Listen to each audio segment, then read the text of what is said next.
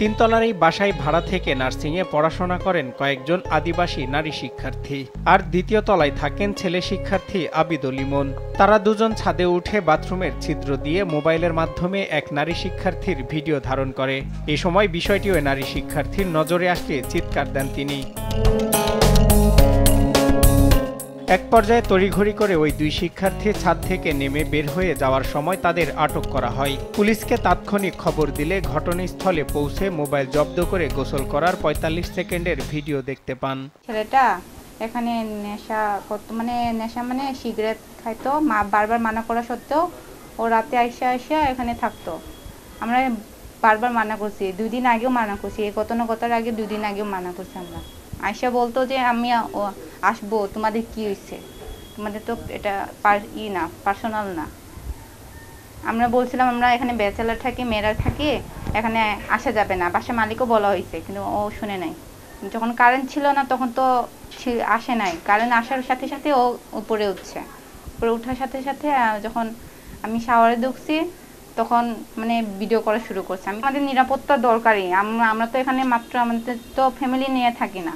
ময়মনসিংহ নগরীর Bhatikashar mission school রোডের তিনতলার এই ঘটনার পর পর্নোগ্রাফি আইনের মামলায় অভিযুক্ত দুজনকে জেলহাজতে পাঠানো হয়েছে। তবে এখনও আতঙ্ক কাটেনি ভুক্তভোগী পরিবার ও ক্ষুদ্র নিগোষ্ঠীর শিক্ষার্থীদের। আমরা বাসার নিজের নিরাপত্তা থাকতে পারছি না, বাইরে গেলেও নিরাপত্তা পাচ্ছি না। কেন? আমরা কি এদেশের নাগরিক না? অবশ্যই আমরা এদেশের নাগরিক, আমাদের সবারই অধিকার আছে।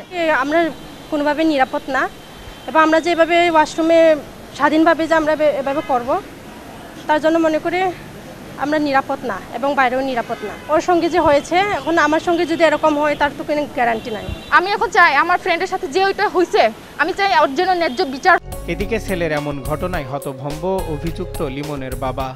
ছেলেটা নাকি ভিডিও করছে, কেমন ভিডিও করছে কিরকম তাও আমি দেখিও নাই। আমার ছেলে এলেন, আমার ছেলে তো ওইখানে যাই না, আমার ছেলে ছিল নিচে। আমার ছেলের ফোন নিয়ে ওই ছেলেটা করছে। ও আমার ছেলে জানেও না যে ওনার ফোন নিয়ে এই করেছে। আতঙ্কিত ভুক্তভোগী পরিবার ও ক্ষুদ্র নিগোষ্ঠীর সকল মানুষকে নিরাপত্তা দেওয়ার কথা জানালেন পুলিশের এই কর্মকর্তা।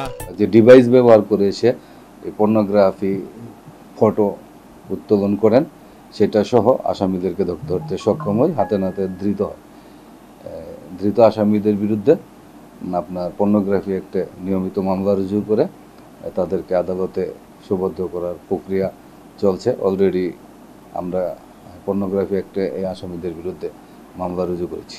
নগরীর ভাটিকাশর, বলাশপুর এবং কাচিঝুলি এলাকায় কয়েক হাজার আদিবাসী ক্ষুদ্র নিগোষ্ঠীর মানুষের বসবাস। সজল বিশ্বাস, নিউজ ডেস্ক, দেশ টিভি।